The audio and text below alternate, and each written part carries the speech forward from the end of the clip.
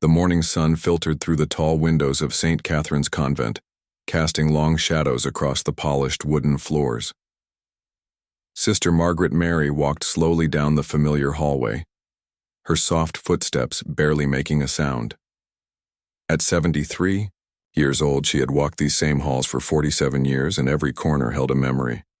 She stopped outside the recreation room and peered through the slightly open door. There it was, sitting in the corner like an old friend waiting, patiently, the upright piano. Its dark wood was still beautiful, though the years had left their mark. The keys had turned a pale yellow like old photographs, and a thin layer of dust covered the top. Nobody really played it anymore. Sister Margaret Mary's fingers twitched slightly as she looked at those keys.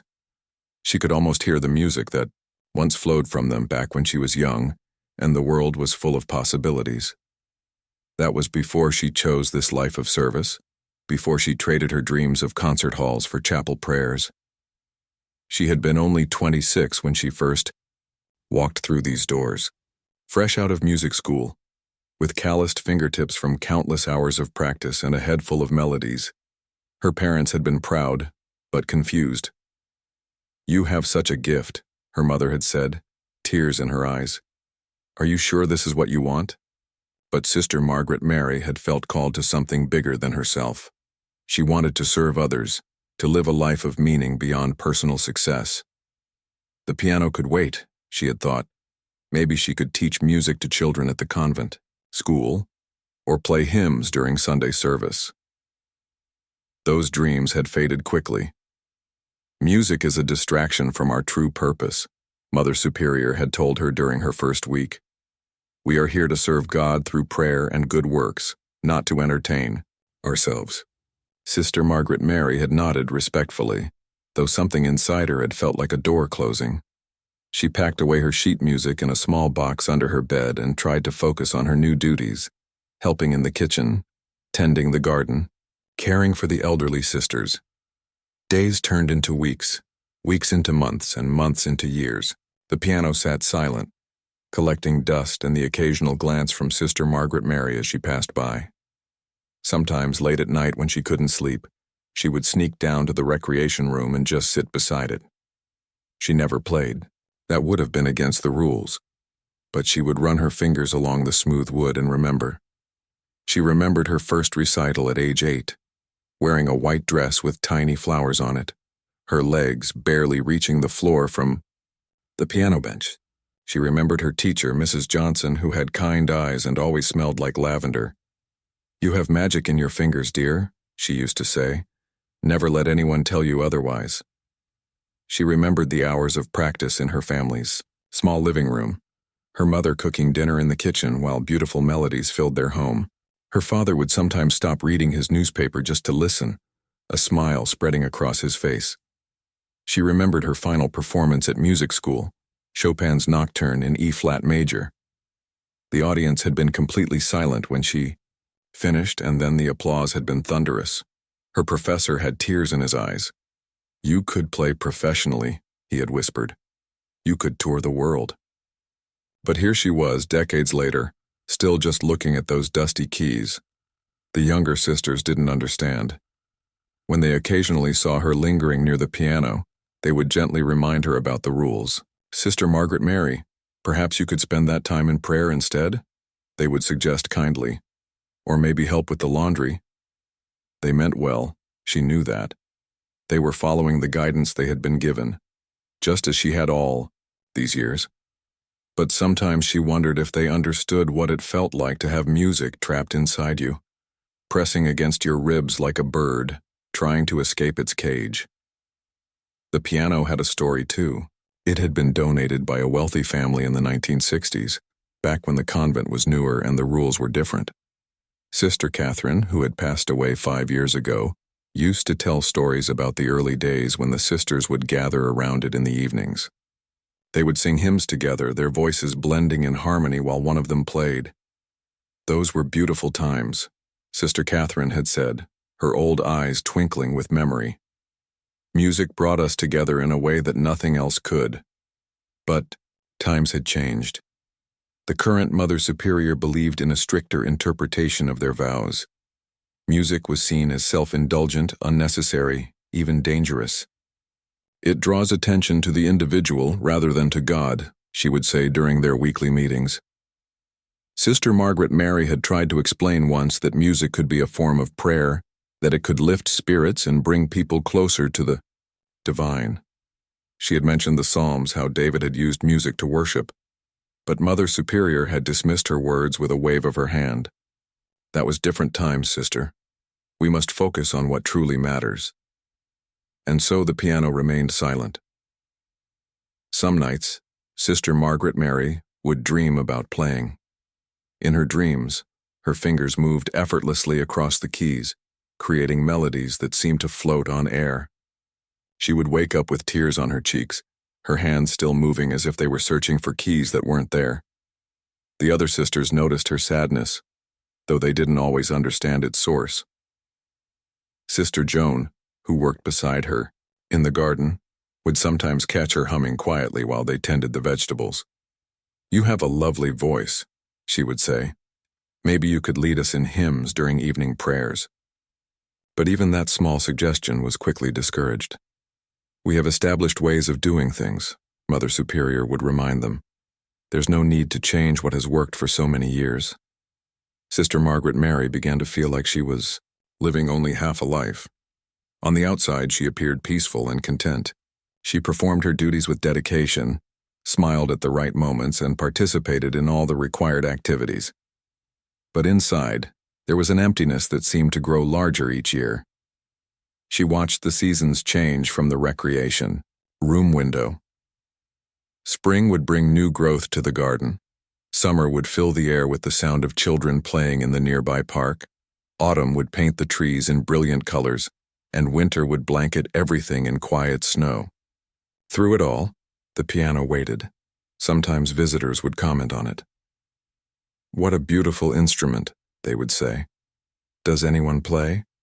The sisters would smile politely and change the subject, but Sister Margaret Mary would feel that familiar ache in her chest. She had given up so much to be here, and she didn't regret her choice. She had found purpose in serving others, peace in the simple routines of convent life, and genuine friendship with her fellow sisters. But the music inside her had never died. It waited, patient but persistent, like a melody that gets stuck in your head and won't let go. As she stood there in the doorway, looking at those silent keys, Sister Margaret Mary whispered a quiet prayer, not for herself, but for understanding. She prayed that someday, somehow, there might be a way to honor both her calling to serve and the gift that had been placed in her hands so many years ago. She didn't know that her prayer was about to be answered in the most unexpected way. The phone call came on a Tuesday morning in October, just as Sister Margaret Mary was finishing her breakfast of oatmeal and toast. She could hear Mother Superior's voice echoing from the office down the hall, growing more animated with each passing minute. Something was happening, and from the tone of the conversation, it wasn't good news. "What do you mean she's in the hospital?" Mother Superior's voice carried through the thin walls. "But the gala is this Saturday." Sister Margaret Mary exchanged glances with Sister Joan, who was sitting across from her at the long wooden table. The annual fundraising gala was the biggest event of the year for St. Catherine's. It helped pay for the convent's maintenance, supported their community outreach programs, and funded the small scholarships they gave to local children who couldn't afford Catholic school tuition. The whole convent had been buzzing with preparation for weeks. The sisters had spent countless hours polishing silver, arranging flowers, and preparing food. The parish hall had been transformed with white tablecloths, candles, and decorations donated by local businesses. Everything had to be perfect because this event brought in nearly half of their annual funding. Mother Superior appeared in the doorway of the dining room, her face pale and worried. "Sisters, we have a problem," she announced to the dozen nuns finishing their morning meal. "Mrs. Rodriguez, our pianist for Saturday's gala, has been hospitalized with pneumonia. The doctors say she'll be there for at least a week." A collective gasp went around the table. Mrs. Rodriguez had played at every gala for the past 15 years. She knew exactly what songs worked best for different parts of the evening: soft background music during dinner, more uplifting melodies during the speeches and gentle hymns for the closing blessing. "Can we find someone else?"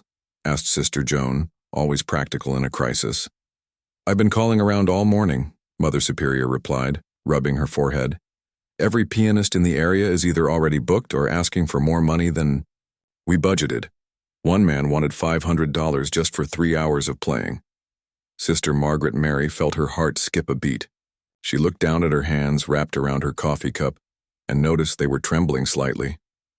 After all these years of silence, after decades of walking past that dusty piano, an opportunity was presenting itself. But she couldn't possibly suggest it. Could she? The morning passed in a blur of worried conversations and phone calls. Sister Margaret Mary tried to focus on her usual duties, helping to prepare lunch, organizing the supply closet, answering correspondence, but her mind kept wandering. She found herself humming quietly, something she rarely allowed herself to do, and had to stop several times when she realized what she was doing. By afternoon, the situation had grown more desperate. Mother Superior had called every music teacher, church organist, and piano student within a 50-mile radius. Either they were unavailable, too expensive, or not skilled enough to handle the sophisticated crowd that would be attending the gala. "Maybe we could just have dinner without music," suggested Sister Patricia during their afternoon meeting. "People will understand given the circumstances," but they all knew that wouldn't work. The gala had a reputation for elegance and class. Many of the attendees were wealthy donors who expected a certain level of sophistication. Without proper music, the entire evening would feel flat and disappointing. Sister Margaret Mary sat in the back of the meeting room, her hands folded in, her lap, her heart pounding so hard she was sure everyone could hear it. She had never spoken up in a meeting like this before. She usually just listened quietly and nodded when appropriate. But the words were building up inside her like pressure in a steam kettle. "Mother Superior," she finally said, her voice barely above a whisper. The room fell silent. Everyone turned to look at her, surprised to hear from the usually quiet sister.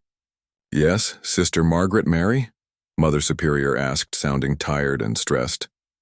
I might be able to help," she said, her voice growing slightly stronger. "I used to play piano before I joined the convent." The silence that followed felt like it lasted forever.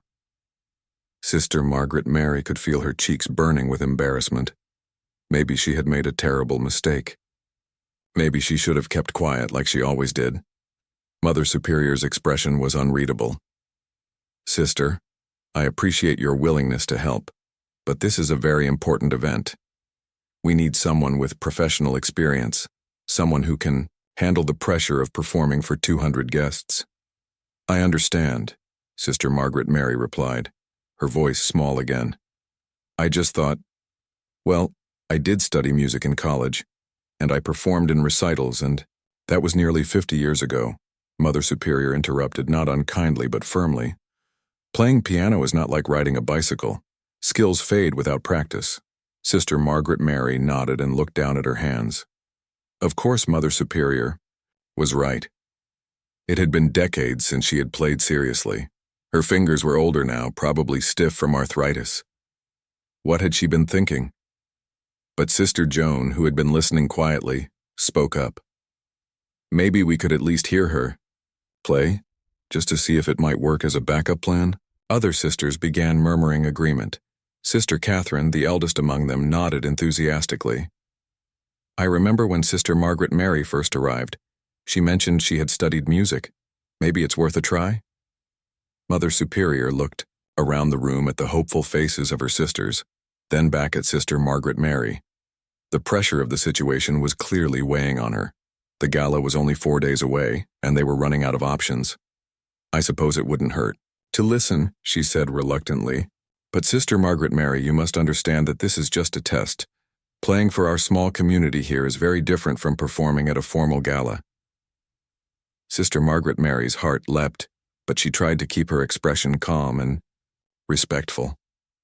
"I understand, Mother Superior. I just want to help if I can." The group moved toward the recreation room where the old piano waited. Sister Margaret Mary's legs felt shaky as she walked, and her mouth was completely dry. She hadn't touched those keys in decades, except for the occasional gentle caress when no one was looking. As they entered the room, the piano seemed different somehow, more important, more intimidating. The afternoon light streaming through the windows highlighted every scratch on its surface, every worn spot on the keys. "Take your time," Mother Superior said, but her tone suggested she didn't expect much. Sister Margaret Mary approached the bench slowly, aware that every eye in the room was on her. She sat down and adjusted her position, memories flooding back, of all the times she had done this same thing in practice rooms and concert halls when she was young. She placed her hands on the keys and felt the familiar coolness of the ivory beneath her fingertips. For a moment, she just sat there, overwhelmed by the weight of the moment and the years of silence that had led to it. Then she pressed down on middle C, and the note rang out clear and true in the quiet room. It was the first note she had played in 47 years, and it sounded like coming home. The single note hung in the air like a question waiting for an answer. Sister Margaret Mary felt her heart racing as she looked down at her hands on the keys. After that first note, the silence in the room seemed even deeper than before. She could feel the eyes of her fellow sisters watching her, waiting to see what would happen next. Her fingers found their way to a simple melody. Amazing Grace. It was safe, familiar, something she had heard thousands of times in chapel services. The notes came slowly at first, hesitant and careful. Her fingers felt stiff, like they belonged to someone else. There were small mistakes, tiny pauses where she had to think about what came next. But as she continued playing, something magical began to happen. The muscle memory that had been sleeping for nearly 50 years started to wake up. Her fingers remembered the feel of the keys, the weight needed for each note, the gentle pressure that made the piano sing instead of just making noise. The simple hymn grew more confident, more beautiful. Sister Margaret Mary found herself adding small flourishes, little decorative notes that made the familiar song sound fresh and new. She wasn't just playing the melody anymore. She was feeling it, living it, breathing life into those old keys. When she finished, the room was completely silent. Sister Margaret Mary looked up nervously, expecting to see disappointment on the faces around her. Instead, she saw something she hadn't expected. Tears in Sister Joan's eyes, and even Mother Superior looked surprised. "That was quite lovely," Mother Superior said slowly, as if she was trying to process what she had just heard. "But sister, the gala requires more than hymns. Our guests expect sophisticated music, classical pieces, dinner music that won't interfere with conversation." Sister Margaret Mary nodded, understanding the challenge. "Perhaps I could try something else?" She turned back to the piano and began, playing Pachelbel's Canon in D, a piece she had learned in college and performed at several weddings when she was young. This time her fingers moved with more confidence. The beautiful flowing melody filled the room, and she could see the sisters relaxing, some of them closing their eyes to listen better. But just as she was hitting her stride, just as the music was becoming truly beautiful, Mother Superior stepped forward and placed a firm hand on her shoulder. "That's enough, sister," she said, her voice gentle but firm. "I appreciate your willingness to help, but I don't think this is appropriate for our gala. We need someone with recent experience, someone who has been performing regularly." "Sister?" Margaret Mary's hand stopped moving and the music died away. She felt her cheeks burning with embarrassment and disappointment. Of course, Mother Superior was right. She was just an old nun who hadn't played piano in decades. What had she been thinking? But Mother Superior, Sister Joan spoke up. "That was beautiful. Surely our guests would appreciate such lovely music." "It's not about beauty," Mother Superior replied, though her tone suggested she was struggling with the decision. "It's about reliability. What if Sister Margaret Mary freezes up during the performance? What if she makes mistakes? We cannot risk embarrassing our donors or damaging the convent's reputation." The other sisters began murmuring among themselves. Some seemed to agree with Mother Superior's caution, while others looked disappointed that the music had stopped. Sister Margaret Mary sat quietly on the piano bench, her hands folded in her lap, feeling smaller and smaller with each passing moment. Maybe we should cancel the musical portion entirely. Mother Superior continued. We'll explain the situation to our guests. I'm sure they'll understand. But even as she said it, everyone in the room knew that wouldn't work. The gala had been advertised as an elegant evening with dinner music. Many of the tickets had been sold based on that promise. Canceling the music would disappoint everyone and might even hurt their fundraising efforts. Sister Catherine, who had been listening quietly in the corner, suddenly cleared her throat. At 86 years old, she was the eldest sister in the convent and commanded respect from everyone, including Mother Superior. If I may, she said in her soft but clear voice, I think we're forgetting something important here. Everyone turned to look at her, waiting to hear what wisdom she might offer. When I was a young sister back in the 1960s, we had music in this convent every week. Sister Mary Frances played piano, Sister Dorothy sang soprano, and Sister Ruth played violin.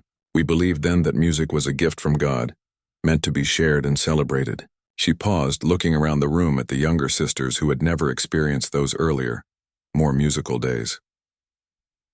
I remember one Christmas when we were supposed to have a special concert for the community. But Sister Mary Frances got sick at the last minute. We were all worried about disappointing the families who were coming, but Sister Dorothy stepped up and played piano instead, even though she was primarily a singer. She made some mistakes, yes, but the music was still beautiful. People cried that night, not because the performance was perfect, but because it came from the heart.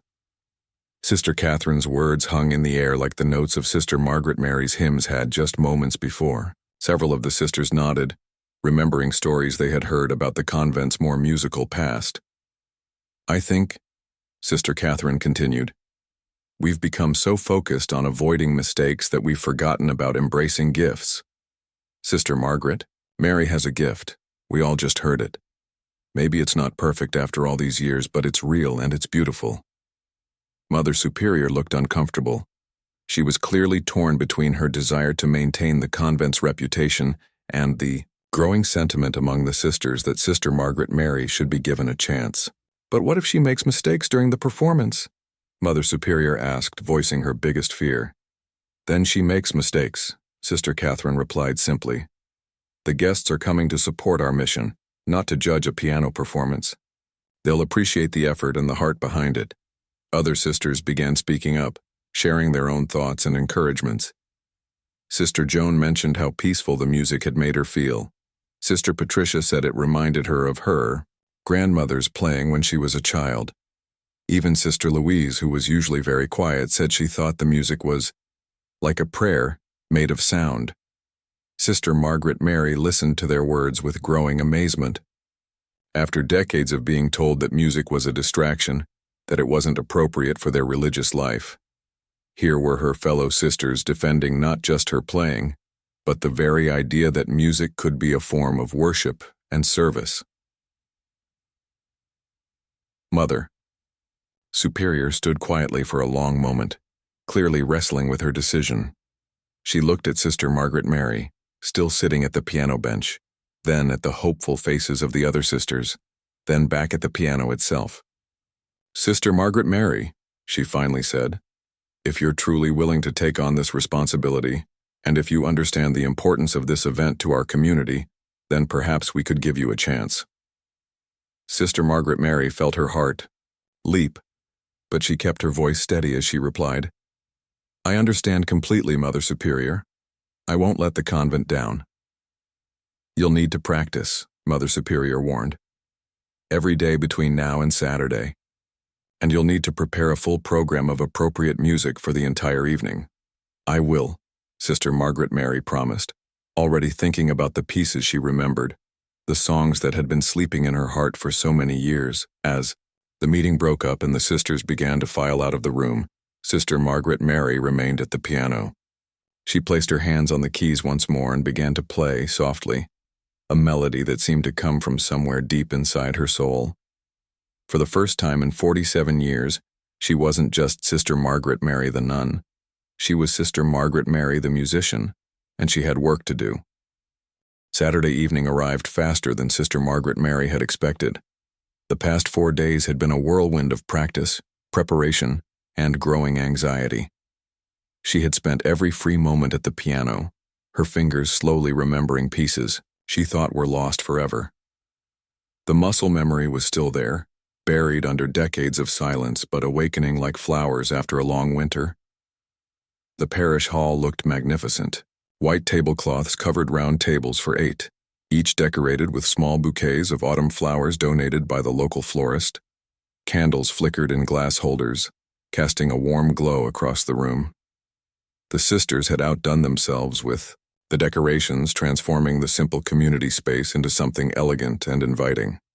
Sister Margaret Mary stood at the edge of the hall watching the guests arrive. Men in dark suits escorted women in colorful dresses, their jewelry catching the candlelight as they found their seats. These were the people who supported St. Catherine's throughout the year. Doctors, lawyers, business owners, and longtime parishioners who had grown up in the community. Her hands were trembling slightly as she smoothed down her best habit. Mother Superior had suggested she wear her regular clothes for the performance, but Sister Margaret Mary felt more comfortable in the familiar black and white that had been her uniform for so many years. If she was going to do this, she would do it as herself, Sister Margaret Mary, not some hired entertainer pretending to be someone else. The piano had been moved to a small platform at the front of the hall, positioned so she could see the audience, but also focus on her music when needed. It was a beautiful instrument, much nicer than the old upright in the convent. A generous donor had arranged to have it delivered just for the evening, complete with a professional tuning. 5 minutes until dinner service begins, Mother Superior whispered as she passed by. Her voice was calm, but Sister Margaret Mary could see the worry in her eyes. Despite giving her permission to perform, Mother Superior was still nervous about how the evening would go. Sister Margaret Mary nodded and made her way to the piano. The walk across the room felt like it took forever, even though it was probably only 30 steps. Conversations gradually quieted as people noticed her approaching the instrument. By the time she reached the bench, the entire hall was watching her. She sat down and adjusted her position, just as she had done thousands of times in her youth. Her fingers found the keys and she took a deep breath. The opening piece was meant to be background music while the servers brought out the salads. Something pleasant but not attention-grabbing. She began with Debussy's Clair de Lune, a piece that had always been one of her favorites. The soft, flowing melody seemed perfect for the elegant atmosphere. Her fingers moved carefully at first, making sure each note was clean and clear. She had practiced this piece dozens of times over the past 4 days, but performing it for an audience was different from playing alone in the recreation room. As the beautiful melody filled the hall, something unexpected happened. The conversations didn't resume as planned. Instead, people stopped talking and turned to listen. The servers paused in their work, holding trays of salad while they absorbed the music. Even the kitchen staff peeked out through the serving window to see who was creating such beautiful sounds. Sister Margaret Mary felt the change in the room, and it gave her confidence. Her playing became more expressive, more nuanced. She wasn't just hitting the right notes anymore, she was telling a story with the music, painting pictures with sound. When Clair de Lune ended, there was a moment of complete silence, followed by spontaneous applause. Sister Margaret Mary looked up, surprised by the response. She had expected people to politely ignore the background music, but instead they were actively listening, appreciating what she was sharing with them. She moved into her next piece, Bach's Jesu, Joy of Man's Desiring, and again the room fell under the spell of the music. But this time, something even more remarkable happened. Sister Margaret Mary found herself getting lost in the performance, forgetting about the audience, forgetting about her nerves, forgetting about everything except the pure joy of making music again. Her interpretation of the Bach piece was not technically perfect. There were small hesitations, tiny moments where her aging fingers couldn't quite keep up with her memory. But it was filled with something that technical perfection could never provide. It was filled with 47 years of suppressed longing, decades of quiet devotion, and a lifetime of faith expressed through melody. By the time the main course was being served, Word had spread throughout the hall about the remarkable nun at the piano. Guests were quietly asking their table mates who she was, where she had trained, why they had never heard her play before. The servers were taking longer than usual because they kept stopping to listen. During the speeches and presentations, Sister Margaret Mary played softer pieces, gentle classical melodies that provided a perfect backdrop without competing for attention. But even during these quieter moments, she could feel the audience's appreciation. People were no longer just attending a fundraising dinner. They were experiencing something special, something unexpected and beautiful.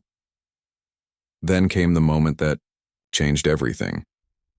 After the main program concluded and before the evening's final blessing, Mrs. Patterson, the event coordinator, approached the microphone. She was an elegant woman in her 60s who had been organizing charity events for decades and had heard countless musicians perform at such gatherings. "Ladies and gentlemen," she said, her voice carrying clearly through the hall, "before we conclude this wonderful evening, I think we should take a moment to properly acknowledge our pianist. Sister Margaret Mary has provided us with some of the most beautiful music I've ever heard at one of these events." The applause was immediate and enthusiastic. Sister Margaret Mary felt her cheeks burning as all eyes turned to her again. "Sister," Mrs. Patterson continued, "would you be willing to play one more piece for us? Something just for the joy of it. Not as background to anything else, but just so we can properly listen and appreciate your incredible gift." Sister Margaret Mary looked toward Mother Superior, who was sitting at the head table. For a moment, their eyes met across the room. Then, to Sister Margaret Mary's amazement, Mother Superior smiled and nodded her approval. Standing up from the piano bench, Sister Margaret Mary addressed the room for the first time that evening. Her voice was soft but clear, carrying the same gentle strength that had sustained her through nearly 5 decades of religious life. "Thank you for your kindness," she said simply. "Music has been a part of my heart for as long as I can remember, even during the many years when I wasn't able to share it. Tonight has been a gift to me as much as I hope it has been to you." She sat back down and placed her hands on the keys. For her final piece, she chose Chopin's Nocturne in E-flat major, the same piece she had performed at her final college recital, all those years ago. It was challenging, requiring technical skill and emotional depth, but she felt ready for it. As the first notes filled the hall, Sister Margaret Mary closed her eyes and let the music carry her away. This time, she wasn't just playing for the audience in front of her. She was playing for her younger self who had dreamed of sharing beautiful music with the world. She was playing for all the years of silence and sacrifice. She was playing for the pure joy of being able to make something beautiful in a world that often felt broken. The performance was transcendent. Every person in that hall felt they were witnessing something extraordinary, not just a skilled musician playing a beautiful piece, but a human soul expressing itself in the most authentic way possible after decades of quiet waiting. The final notes of Chopin's Nocturne faded into silence, but Sister Margaret Mary kept her hands on the keys for a moment longer, not wanting the magic to end. When she finally looked up, she saw something that took her breath away.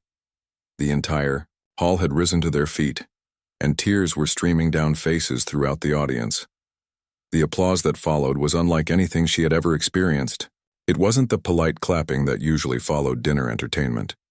This was thunderous, heartfelt, emotional applause that seemed to come from the depths of people's souls. Men in expensive suits wiped their eyes with handkerchiefs, while women dabbed at their makeup with napkins. Even the servers stood frozen in the doorway, their work forgotten as they joined in the overwhelming response. Sister Margaret Mary stood up from the piano bench, her legs shaky with emotion and exhaustion. She had poured everything into that final performance, 47 years of silent longing, decades of suppressed dreams, and a lifetime of faith. She felt empty and full at the same time, like a vessel that had finally been allowed to overflow. Mrs. Patterson approached the microphone again, but she had to wait several minutes for the applause to die down enough for her to speak. When she finally could, her voice was thick with emotion. "Ladies and gentlemen," she said, "I have been organizing charity events for over 20 years, and I have never witnessed anything like what we just experienced. Sister Margaret Mary, you have given us a gift tonight that goes far beyond entertainment. You have reminded us all of the power of hidden talents, of dreams deferred but never forgotten, and of the beauty that can emerge when we finally allow ourselves to share our gifts with the world. The applause began again, but Mrs. Patterson held up her hand to continue. I want everyone here to know that tonight's fundraising goal was $20,000. As of this moment, we have received pledges totaling over $60,000, and people are still writing checks. Sister Margaret Mary gasped, her hand flying to her mouth. She had known the evening was special, but she hadn't realized it would have such a practical impact on the convent's mission. As the evening wound down and guests began to leave, person after person approached Sister Margaret Mary. An elderly gentleman with kind eyes told her that her music had reminded him of his late wife, who had also been a pianist. A young mother said her daughter was taking piano lessons and asked if Sister Margaret Mary might consider teaching. A local businessman handed her his card and said his company would love to sponsor a concert series at the convent. But perhaps the most meaningful moment came when Mother Superior approached her near the end of the evening. The woman who had been so hesitant just days earlier now had tears in her eyes and a smile on her face. Sister Margaret Mary, she said quietly, I owe you an apology. I was so focused on protecting our reputation that I almost prevented something truly beautiful from happening. Can you forgive an old woman's overcaution? Sister Margaret Mary took Mother Superior's hands in her own. There's nothing to forgive, Mother. You were protecting what you thought was best for our community. And perhaps I needed these years of silence to truly appreciate the gift of music. Over the following weeks, everything changed at St. Catherine's Convent. The story of the remarkable nun who had stunned a gala audience spread throughout the local community and beyond. A local newspaper ran a feature story titled, The Piano Nun, A Hidden Talent Emerges After Decades. A regional television station sent a crew to interview Sister Margaret Mary, and the video went viral on social media platforms. More importantly, the convent itself began to transform. The dusty piano in the recreation room was replaced with a beautiful baby grand, donated by a wealthy family who had attended the gala. Sister Margaret Mary was given permission, no, encouraged, to practice and play, whenever she felt moved, to do so. Within a month, she was giving mini-concerts for the local community every Sunday afternoon. The convent's small chapel couldn't accommodate all the people who wanted to attend, so they moved the performances to the parish hall. Families brought their children, elderly residents from nearby nursing homes were wheeled in to listen, and young adults who had never set foot in a church found themselves drawn to the beautiful music. Sister Margaret Mary also began teaching piano lessons to local children whose families couldn't afford private instruction. Her approach was gentle and encouraging, very different from the rigid methods she had learned in her youth. She understood what it felt like to have music suppressed, so she made sure her students always felt free to express themselves and explore their creativity. One of her first students was a shy 8-year-old girl whose parents worked double shifts at the local factory. The child had shown interest in music at school but had no access to instruments or lessons. Under Sister Margaret Mary's patient guidance, she blossomed into a confident young musician who performed at the convent's Christmas concert just 6 months later. The ripple effects continued to spread. Other sisters in the convent began exploring their own hidden talents. Sister Joan, who had always been good with her hands, started a pottery class in the basement. Sister Patricia, who had a beautiful voice but had been too shy to use it, began leading the community in song during evening prayers. The atmosphere of the entire convent became more creative, more joyful, more alive. The fundraising success from the gala allowed St. Catherine's to expand their community outreach programs significantly. They were able to provide more scholarships to deserving students, expand their food pantry for struggling families, and even start a new program providing music therapy to children in the local hospital. But perhaps the most profound change was in Sister Margaret Mary herself. The quiet, reserved woman who had walked the convent halls in silence for decades had found her voice again. She still performed her regular duties with the same dedication as always, but now there was a lightness in her step, a sparkle in her eyes and music in her heart that couldn't be contained. On quiet evenings, she would sit at the piano and play for her fellow sisters. Sometimes they would gather around and sing along to familiar hymns. Other times they would simply listen in peaceful silence as beautiful melodies filled the space where harsh rules about distractions used to reign. Sister Catherine, the wise elder who had spoken up for Sister Margaret Mary during that crucial meeting, often sat in her favorite chair near the piano during these informal concerts.